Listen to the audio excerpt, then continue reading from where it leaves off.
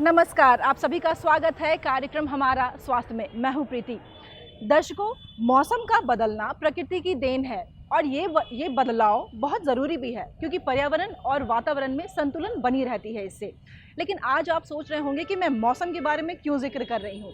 ऐसा इसलिए हो रहा है क्योंकि आज जो हम बात करेंगे वो बरसात के मौसम के बारे में बात करेंगे। बरसात के मौसम में जो रोग होते हैं, जहाँ बरसात हमें बहुत खुशनुमा माहौल देती है, वहीं जो जीवाणु कीटाणु हैं उनको पनपने का, फलने फूलने का अवसर भी मिल जाता है। ऐसी स्थिति में बहुत सारे रोग जो हैं उनसे हम घिर जाते हैं। आज इन्हीं विषय पर आज हम जानकारी प्राप्त करेंगे कि मच्छरों से होने वाले रोग कौन से हैं और फिर उनका इलाज क्या हो सकता है। जिस पर विशेष जानकारी के लिए आज हमारी टीम आ पहुंची है RMRIMS में। यहाँ हम जानेंगे यहाँ के विशेषज्ञों से कि उनका क्या कहना है इस रोग के बारे में और कैसे इलाज होता है। इस पर हम तमाम जानकारी लेंगे, जिस पर विशेषता से आपको और जानकारी देने के लिए हम दिखाते हैं ये खास रिपोर्ट। डेंगू एक संक्रामक बुखार है जो एक प्रकार के विषाणु के संक्रमण से फैलता है। इस रोग में बुखार के अतिरिक्त शरीर के विभिन्न भागों से खून भी बहने लगता है और रोगी आघात यानी कि शॉक की अवस्था में भी पहुंच सकता है। डेंगू बुखार में प्लेटलेट कणों की संख्या कम हो जाती है और शरीर में रक्त किरणिका का आयतन अनपेक्षित रूप से बढ़ जाता है। डेंगू का संक्रमण 4 प्रकार के विषाणुओं से होता है और इसके वाहक का कार्य मादा मच्छर करता है, जिसे एडिस इजिप्टी कहा जाता है। यह मादा मच्छर अधिकांशतः दिन में काटता है। किसी भी ऐसे व्यक्ति को काटने से जिसके रक्त में डेंगू का विषाणु है, यह विषाणु मादा मच्छर की लार ग्रंथि में प्रवेश कर जाता है। लगभग 10 से 14 दिनों तक विषाणु मादा शरीर में प्रविष्ट होकर उसे रोगी बनाने में सक्षम होता है।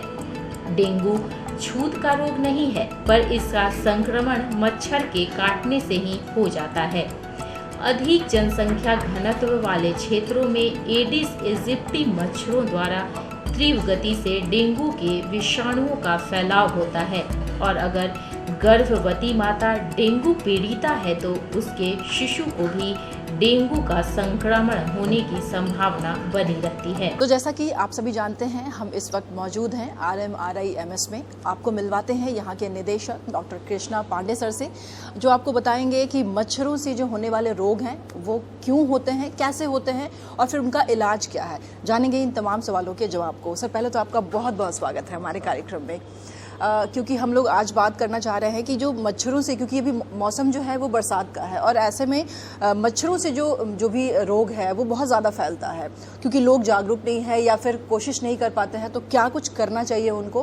और पहले तो ये बताइए कि मच्छरों से जो रोग हैं वो कौन कौन से हो सकते हैं? इस सीज़न में जो प्री मानसून है या पोस्ट मानसून है, इस पीरियड में जो सबसे कॉमन बीमारियां होती हैं, पर्टिकुलरली बिहार के बारे में जैसे है, झारखंड के बारे में है, तो डेंगू है और चिकनगुनिया है। ये 2 बीमारियां अभी इस सीज़न में बहुत ज़्यादा कॉमन हैं। इसके अलावा अभी एक्यूट इनकेफेलाइटिक सिंड्रोम का भी पीरियड है, जिसमें जापानीज़ भी इनकेफेलाइटिस भी होता है। वो भी मच्छर से ही मच्छर जनित है, माने मच्छर is the mosquito is the vector, Culex जो है उसका वेक्टर है। रही बात डेंगू की, जो कि इस सीज़न में सबसे ज़्यादा कॉमन है, तो डेंगू एडिस इजिप्टाई नाम की एक मच्छर है, उसके काटने से यह फैलता है। यह एक वायरल डिजीज़ है, फ्लावी वायरस है, RNA वायरस है, उससे फैलता, वो बीमारी पॉजिटिव एजेंट है इसका, और ये एडिस इजिप्टाई से फैलता है। चिकनगुनिया भी एडिस इजिप्टाई से फैलता है। तीसरी बीमारी जो है जीका वायरस, वो फैलता है, और चौथी बीमारी है येलो फीवर। ये चारों बीमारियां एडिस इजिप्टाई नाम के मच्छर से, जिसे टाइगर मॉस्किटो भी कहा जाता है, क्योंकि उसके बॉडी पर स्ट्राइप्स रहते हैं जो कि टाइगर बाघ के टाइप का रहता है, तो इसीलिए इसे टाइगर मॉस्किटो कहते हैं। यह मच्छर जो है साफ़ पानी में पनपता है। तो जैसे कूलर है, AC है, कोकोनट शेल है, इस समय रेनी वाटर जो जमा हो जाता है, वैसे साफ़ पानी में यह मच्छर फैलता है। उसमें अपना अंडा देता है, अंडा देती है जो मादा मच्छर है, और उसके बाद फिर यह बीमारी फैलाती है। और एक मच्छर अगर इन्फेक्टेड हो जाता है तो वह जब तक उसका लाइफ साइकिल है करीब 28 से 30 दिन लगभग है, वैसे पीरियड में वह हमेशा ट्रांसमिट कर सकता है बीमारी को। तो यह अपने जीवन में कम से कम 2 या 3 बार अंडे देती है, यह इसकी मादा मच्छरें। और जो अंडे जो रहते हैं वो भी जो है विरुलेंट रहते हैं डेंगू वायरस के लेके। रही बात डेंगू वायरस की, डेंगू इन्फेक्शन की, तो यह मैन मॉस्किटो मैन, ये इसका साइकिल है। एडिस एजिप्टाई मॉस्किटो है और ह्यूमन बीइंग्स हैं, और एक आदमी को काट के फिर दूसरे आदमी को काटे तो यह ट्रांसमिट कर देती है उसे भी बीमारी। अब डेंगू के 4 प्रजाति हैं, Dane V1, Dane V2, Dane V3 और डेन V4। जो सबसे कॉमन है इंडिया में वो डेन V2 है, डेन वायरस 2। और सबसे ज़्यादा जो विरुलेंट होता है, माने इसके सिम्टम्स काफ़ी खतरनाक हो सकते हैं, वो डेन 2 ही है। साउथ इंडिया में डेन 4 सबसे ज़्यादा कॉमन है, वो उतना ज़्यादा विरुलेंट नहीं रहता है। डेन 3 जो है, इसमें डेन 3 की जो प्रजाति है वो सबसे कम विरुलेंट रहती है। तो इसके जो लक्षण हैं उसमें तेज बुखार रहता है, आंखों के पीछे दर्द होता है, सर में दर्द होता है, शरीर पर चकत्ते हो सकते हैं, उल्टी हो सकती है, यह सब कुछ, भूख में कमी हो सकती है, यह सब कुछ चीज़ें हो सकती हैं लक्षण इसमें। सर में भयंकर दर्द हो सकता है, बुखार काफ़ी तेज रहता है जिसे ब्रेकबोन फीवर बोलते हैं, हड्डी तोड़ बुखार जिसे कहते हैं। तो ये कुछ सिम्टम्स डेंगू फीवर के हो सकते हैं। चिकनगुनिया का भी जो पिक्चर रहता है ऑलमोस्ट वेरी सिमिलर रहता है। चिकनगुनिया में एक ही अंतर है कि वो 6 महीने तक, 1 साल तक भी क्रॉनिक आर्थराइटिस डेवलप कर सकता है, जोड़ों में दर्द रह सकता है, जो कि डेंगू में अगर ठीक हो जाने पर ऐसी कुछ लक्षण इसमें नहीं रहते हैं। लोग घरेलू उपचार की तरफ जाने लगते हैं, उनको लगता है कि थोड़ा हम घर से ही उपचार करके देखें कि शायद मेरा इससे इलाज बेहतर हो जाए या कुछ। तो ये कितना घातक साबित हो सकता है अगर इस तरह से हम उसको इग्नोर करें? यह घातक साबित हो सकता है बिकॉज इसका डायग्नोसिस सबसे ज़्यादा इंपॉर्टेंट है। पहले 5 दिनों में हम लोग NS1 कराते हैं, एलाइजा, अगर अच्छे अस्पताल में इसकी सुविधा है, या डेंगू रैपिड किट से है, लेकिन रैपिड किट उतना ज़्यादा सेंसिटिव नहीं है। रैपिड किट जो मार्केट में अवेलेबल है उतने ज़्यादा सेंसिटिव नहीं है। NS1 एलाइजा से पहले 5 दिनों में इसकी जांच की जा सकती है। यह नॉन स्ट्रक्चरल प्रोटीन एंटीजन है, इसके आधार पर हम लोग पहले 5 दिनों में इसकी डायग्नोसिस कर सकते हैं, और उसके 5 दिन के बाद 5 से 14 दिन तक IgM एलाइजा किया जाता है। यह भी अगर पॉजिटिव आता है तो निश्चित रूप से हम लोग डेंगू उसे मानते हैं। और अगर कुछ वार्निंग सिम्टम्स हैं, जैसे कि उल्टी है, पेट में सूजन हो रहा है, पेट में दर्द हो रहा है, शरीर पर चकत्ते हो रहे हैं, BP फॉल कर रहा है, उल्टी बहुत ज़्यादा हो रही है, पतला दस्त हो रहा है, ऐसे सिचुएशन में निश्चित रूप से हम डॉक्टर के पास ले जाएं और उन्हें भर्ती कराएं। तो यह काफ़ी घातक हो सकता है। ऐसे सिचुएशन में BP फॉल करने पर मौत भी हो सकती है, कहीं से ब्लीडिंग अगर हो, प्लेटलेट के घटने से, या और भी बहुत से कारण हैं। प्लेटलेट घटना भी एक कारण है, लेकिन और भी बहुत से कारण हैं। उन कारणों के चलते अगर कहीं से ब्लीडिंग होना चालू हो गया या इंट्रावास्कुलर वॉल्यूम डिप्लीशन हो गया, वैसे सिचुएशन में आदमी बेहोश हो सकता है और उसकी मौत भी हो सकती है। एक इसी पे मेरा एक और सवाल होगा डेंगू पे, क्योंकि प्लेटलेट्स की जो आपने बात करी है, ये चीज़ें बहुत ज़्यादा, और कुछ फेमस हो ना हो, एक प्लेटलेट्स का बहुत ज़्यादा एक रूमर्स भी है कि आप ये खाइए तो उससे ठीक होगा। तो लोग तरह तरह की चीज़ें अपनाने लगते हैं, खास करके जैसा मैंने कहा कि घरेलू की तरफ ज़्यादा जाते हैं। तो ऐसे में प्लेटलेट्स को बढ़ाने के लिए क्या करना चाहिए? क्योंकि मेडिसिन के तरफ ना जा करके घरेलू उपचार की तरफ जाते हैं कि मेरा उधर से इलाज संभव हो पाएगा। प्रायः देखा गया है कि बकरी का दूध का इस्तेमाल, पपीते के पत्ते का इस्तेमाल, तो इससे और उल्टी बढ़ सकती है, और उल्टी बढ़ी तो और शॉक में जा सकता है पेशेंट। तो निश्चित रूप से ऐसी दवाओं का प्रयोग न करें, और निश्चित रूप से आप डॉक्टर के पास चले जाएं। अगर प्लेटलेट कम होगा, प्लेटलेट ऐसा कोई कट ऑफ नहीं है कि जिसके नीचे उसको देना है। कभी कभी 50,000 पर भी ब्लीडिंग होना चालू हो जाता है, कभी कभी 10,000 तक ब्लीडिंग नहीं होता है। लेकिन जो कट ऑफ है, जो NCVBD का गाइडलाइन है, उसके आधार पर 10,000 के नीचे जब तक नहीं जाता है प्लेटलेट चढ़ाने की आवश्यकता यूजुअली नहीं पड़ती है। तो जैसा कि आपने जाना कि घरेलू उपचार की तरफ ना जा करके आप त्वरित रूप में अपने जो नज़दीकी स्वास्थ्य केंद्र है वहाँ जाएं, वहाँ जाकर जो आपकी समस्या है उसका इलाज कराएं। डॉक्टर साहब, एक और हम चाहेंगे हमारे दर्शकों को आप बताएं कि अगर इलाज करना चाहे और जो बचाव करना चाहे तो उसके लिए क्या कुछ करना चाहिए? तो बचाव के लिए तो सबसे इम्पोर्टेंट है कि अपने घर के आसपास मच्छर न पनपने दें। सरकार इसके लिए जो उपाय है वो कर ही रही है। सुबह शाम मेलाथियन का, टेक्निकल मेलाथियन की फॉगिंग की जाती है, और टेमीफॉस नाम की जो दवा है वो आपको लार्विसाइडल है, वो लार्वा के लिए यूज़ किया जाता है। एडिस एजिप्टाई के लार्वा को वो मार देता है, तो मच्छर नहीं पनपे। आसपास जो कोकोनट शेल है, चाहे फ्रेश वाटर जो भी है, जो जमा हो जाता है उसे न जमा होने दें। गड्ढे हैं तो उन्हें भरवा दिया जाए। पूरी बाह के कपड़े पहने जिससे कि मच्छर जो है वो नीचे न काटें। फुल पैंट पहने, पूरे बाह के कपड़े पहने। बहुत बहुत धन्यवाद सर, आपने बहुत अच्छी जानकारी हमारे दर्शकों को दी है। तो डेंगू के केस में क्या है और फाइलेरिया के केस में क्या है। डेंगू में क्या होता है कि साफ पानी में मच्छर पनपता है, और अन्य बीमारी में क्या होता है कि मच्छर गंदे पानी में फैलता है।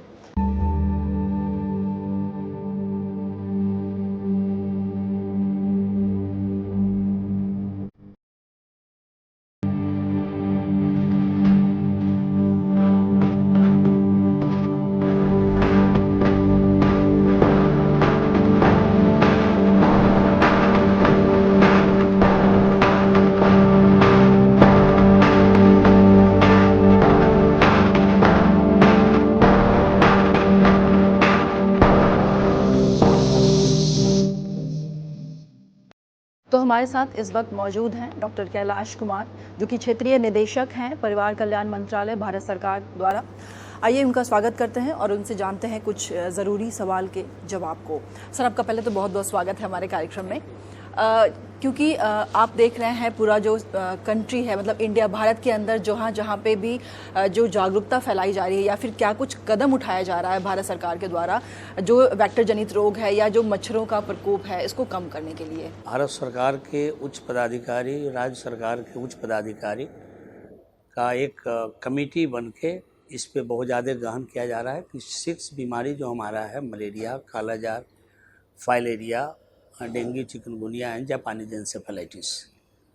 आज के दौर में जिस मौसम में हम लोग आज हैं, इस मौसम में डेंगू एक बहुत बृहद रूप में हर एक डिस्ट्रिक्ट, हर एक राज्य में प्रभावित कर रहा है।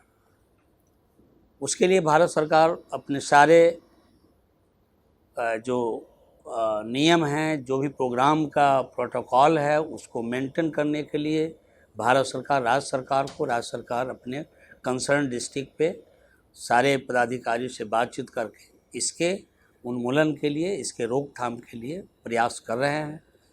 और सारे फंड्स, सारे बजट्स गवर्नमेंट ऑफ इंडिया से, government of Bihar, government of states को मिल गया है। और हमारी उम्मीद ये है कि जिस तरह से प्रोग्राम के प्रति लगाव और मेहनत जिस तरह से किया जा रहा है सभी की तरफ से, ख़ास करके इस समय में जितने भी प्रोग्राम भारत सरकार के हैं उसमें हमारे सारे इंटरसेक्टोरल कमेटी के गठन किया गया है, जिससे एक भी बीमारी अपना दम तोड़ने में ही उसकी बहादुरी होगी। इसलिए कह रहे हैं कि इसमें हमारे राज्य सरकार, बिहार सरकार और पूरे राज्य सरकार प्लस भारत सरकार के जितने ऑफिशियल्स हैं, प्लस हमारे जितने भी पार्टनर्स हैं, खास करके WHO, पिरामल, PCI और बहुत सारे पार्टनर्स हैं, उन लोग का सहयोग है। और सहयोग से हम लोग ने इस वेक्टर बॉर्न डिजीज़ की बात जो कर रहे हैं, उस डेंगू को अगर अभी हम गौन करके बात करें तो कालाजार मेरा एलिमिनेट हो चुका। और डेंगू की जो बात हो रही है तो डेंगू सीजनल होता है और भारत सरकार सभी तरह के नियम को, सारे प्रोटोकॉल को हमारे senior higher officials, ACS sir हैं, ED सर हैं, सारे SPO हैं, सारे प्रोग्राम ऑफिसर्स हैं, प्लस कंसर्न RD's ऑफिस है, जिसको सभी को इस चीज़ के लिए अलर्ट कर दिया गया है कि आप जिसके कंसर्न में, आप जिस जगह पे आप हैं वहाँ पे किसी तरह का कमी ना हो। ये भारत सरकार पूरी तरह से आश्वस्त किया है। राज्य सरकार इसको फुल्ली इम्प्लीमेंट कर रही है और मैं आशा करता हूँ कि जितना भी मेरा 6 प्रोग्राम है वो कंट्रोल में जल्द से जल्द आ जाएंगे। इन्हीं बातों से अपनी बात समाप्त करता हूँ। थैंक यू, धन्यवाद। अभी जो बरसात का मौसम है, इसमें हम जो सबसे ज़्यादा हमें झेलना होता है वो होता है मच्छर। यानी जो बारिश का पानी है वो हर जगह जमा हो जाता है, खास करके घर में, घर के छतों पे। ये जो बारिश के पानी होते हैं जमा, इसके ऊपर बहुत ज़्यादा मच्छरों का प्रकोप हो जाता है। तो आइए अब आपको मिलवाते हैं इस पर और जानकारी के लिए डॉक्टर अशोक कुमार, जो कि अपर निदेशक सह राज्य कार्यक्रम पदाधिकारी हैं वेक्टर जनित रोग नियंत्रण कार्यक्रम के जो चलाए जा रहे हैं उनके। आइए उनका स्वागत करते हैं। पहले तो आपका बहुत बहुत स्वागत है सर हमारे कार्यक्रम में। क्योंकि हम जानना चाह रहे हैं कि मच्छरों से संबंधित रोग कौन से हैं, और अभी हम जानना चाहेंगे कि जो वेक्टर जनित रोग हैं वो कौन कौन से होते हैं, ताकि हमारे दर्शक ये समझ पाएँ कि वेक्टर जनित रोग कौन से हैं और उससे बचा कैसे जाए। वेक्टर जनित रोग में हमारा जो प्रोग्राम है वो है related kala-azar, malaria, dengue, chikungunya, AES, JE, और इसके अलावा एक और प्रोग्राम चल रहा है वो फाइलेरिया। ठीक है ना। हालांकि फाइलेरिया के दूसरे एसपीओ हैं, फिर भी चूँकि फाइलेरिया गवर्नमेंट का प्रोग्राम, इसलिए हम इसके बारे में भी आपको सूचना दे रहे हैं। और ये जो मच्छर है वो बहुत तरह का मच्छर अलग अलग है, एनोफिलीस है, क्यूलेक्स है, और भी तरह का मच्छर है। उनके जो फीमेल है उनके काटने से होता है। ये जो डेंगू हमारा अभी जो सबसे जो रिसेंट मेरा जो चैलेंजेज है वो डेंगू है। पिछले वर्ष इसी समय डेंगू का केस काफ़ी बढ़ना शुरू हुआ था, और करीब वो 20,224 केस प्रतिवेदित हो गए थे राज्य में। और हमारा विभाग और हम लोग इसके लिए इस बार काफ़ी सचेत हैं। मेरा अपना खुद का अनुभव है कि डेंगू को या कोई भी वेक्टर जनित रोग है तो हम मच्छर को पनपने ही नहीं दें, या उसके लार्वा को हम आगे बढ़ने ही ना दें, डेवलप ही नहीं होने दें मच्छर में, तो हम वहीं पर उसको रोक सकते हैं। इसके लिए हमको पब्लिक को जन जागरूक करना होगा, मास को अवेयर करना होगा कि मच्छर से कैसे बचें। मच्छर यदि पैदा ही न हो तो बहुत अच्छी बात है। मच्छर तो डेंगू के केस में क्या है और फाइलेरिया के केस में क्या है। डेंगू में क्या होता है कि साफ पानी में मच्छर पनपता है, और अन्य बीमारी में क्या होता है कि मच्छर गंदे पानी में फैलता है। हम बहुत जगह देखते हैं, पटना में या और भी जगह, कि लोग छठ के लिए जो है छत पे कुआं बना लेते हैं। अभी बरसात का दिन है, कुआं को तो छोड़ देते हैं, बारिश का पानी उसमें आ गया और जब जमा हो गया पानी, मच्छर के लिए अच्छा प्रजनन स्थल हो गया वो। कि हम घर के अंदर में गमला रखेंगे, मनी प्लांट और क्या क्या है, सो प्लांट जितना है, बम्बू प्लांट। अब उसमें हम देखते क्या है कि लोग टेबल पर जो है सो बम्बू प्लांट लगा दिए छोटा, और उसमें भी पानी डाल रहे हैं, और वो भी आपका मच्छर का एक अच्छा ब्रीडिंग साइट हो गया घर के लिए। बारिश आ गई, गर्मी खत्म हो रहा है, घर में कूलर है। अब कूलर का पानी फेंकना नहीं है, कूलर को सफाई करके रख देंगे, नहीं रखेंगे बल्कि छोड़ देते बाहर ही। नतीजा क्या है, आराम से पानी उसमें आ रहा है, बारिश का पानी, और ये भी, और मच्छर को पनपने का पूरा मौका मिल रहा है। तो ये सब जो है हम आपके चैनल्स के माध्यम से जो बतला रहे हैं, यदि जो भी लोग सुने इन सबों पर ध्यान दें और यदि इसको दूर कर लें, तो हमको लगता है कि 90% हम जो है मलेरिया, डेंगू से मुक्त हो सकते हैं। यानी कि अगर हम ऐसा कहें कि लापरवाही से कहीं ना कहीं ये मच्छरों का जो प्रकोप है वो बढ़ता है और उससे जो रोग होते हैं वो देखने को मिलता है। बिल्कुल, लापरवाही बरतने से ही मच्छरों की तादाद बढ़ती है और फिर ऐसे में हम डेंगू, चिकनगुनिया जैसे रोग के घातक शिकार हो जाते हैं। डॉक्टर साहब, एक चीज़ और है, क्योंकि जागरूकता, जैसा आपने कहा कि जन जागरूकता हम फैला भी रहे हैं, ये बहुत अहम है। खास करके जब हम किसी रोग की रोकथाम के लिए बढ़ते हैं तो जन जागरूकता बेहद अहम मानी जाती है। ऐसे में सरकार द्वारा जो मच्छर जनित रोग है उनके उन्मूलन के लिए क्या किया जा रहा है और जागरूकता के लिए आप लोग क्या कर रहे हैं? जन जागरूकता के लिए हम लोग पैम्फलेट का वितरण करवा रहे हैं, बैनर्स जगह जगह होर्डिंग्स में लगवा रहे हैं, उसके अलावा माइकिंग करवा रहे हैं। आशा वर्कर्स जो मेरी हैं वो लार्वा ब्रीडिंग चेकर के रूप में कार्य करेंगी, तो नेचुरल है वो अपने आसपास में उनको टारगेट है कि हर दिन जो है कम से कम 10 घर जाएं, तो 10 घर जाएंगी तो नेचुरल वो प्रचार ही तो करेंगी ना, सफाई के साथ साथ। तो वो हो गया। प्लस जो है हमारे जो district vector bound disease control officers हैं, उनको हमने कहा है कि आप जो है हर शनिवार के दिन अपने निकट के जो स्कूल हैं आसपास में उनमें जाइए और बच्चों को जागरूक कीजिए। प्रत्येक रविवार को 10 बजे दिन में हैबिट बना लें कि 10 बजे दिन में 10 मिनट के लिए अपने घर की सफाई करेंगे। उस सफाई में कहीं भी, चाहे वो छत पे हो या घर के अंदर हो, कहीं भी साफ पानी जमा हुआ हो, चाहे वो गमला हो, बोतल हो या छत पे रखे हुए टायर हो या जो भी जगह हो, उस जगह से पानी को हटा दें और उसको ड्राई डे के रूप में मनाएं। तो जैसा कि सर ने बताया कि रविवार को कम से कम ड्राई डे मनाइए और ऐसे में मच्छरों का प्रकोप थोड़ा कम हो सकता है। डॉक्टर साहब, आपने अपना कीमती समय हमारे दर्शकों के लिए निकाला और जो बेहद ज़रूरी जानकारी है वो हमारे दर्शकों तक आपने पहुंचाया है, इसके लिए आपका बहुत बहुत धन्यवाद। तो आइए अब आपको मिलवाते हैं डॉक्टर सतीश कुमार सर से, जो कि मेडिसिन डिपार्टमेंट में प्रोफेसर हैं NMCH पटना में। आइए उनका स्वागत करते हैं। आपका बहुत बहुत स्वागत है सर हमारे कार्यक्रम। जी, हम आपसे जानना चाहेंगे कि जो चिकनगुनिया है, ये जो खासकर बरसात में ज़्यादा फैलता है, तो ये क्या है और फिर इसके इलाज के लिए क्या करना चाहिए? जी, मैं बताना चाहूँगा कि चिकनगुनिया एक डेंगू की तरह का ही एक वायरल इलनेस है।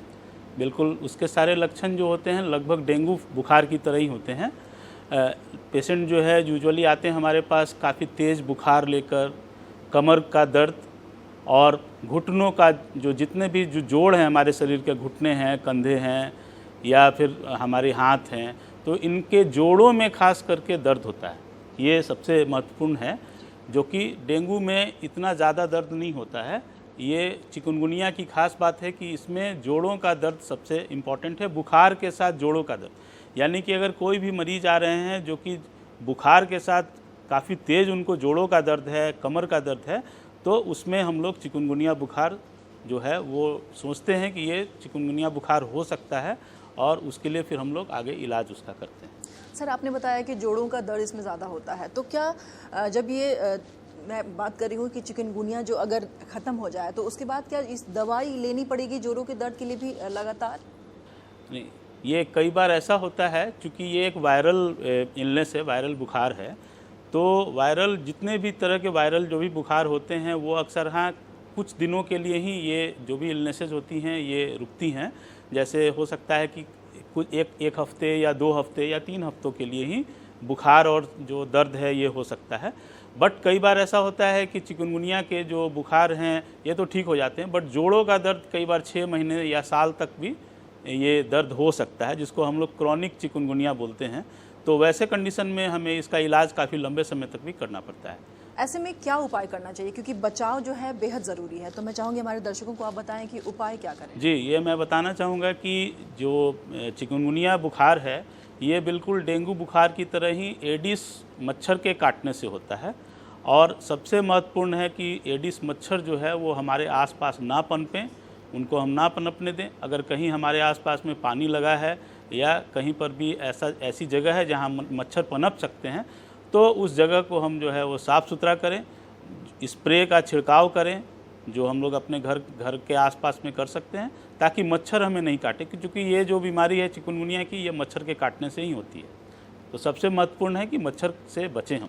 तो जैसा कि दर्शकों आपने आज की कड़ी में जाना कि मच्छरों से रोग कौन कौन से हो सकते हैं और ख़ास करके बरसात के मौसम में कौन कौन से रोग हैं जो फैलते हैं। ऐसे में आपने ये भी जाना कि इनका इलाज कैसे हो सकता है। ये तमाम जानकारी के साथ अब मुझे दीजिए इजाज़त अगले अंक के लिए। तब तक के लिए नमस्कार।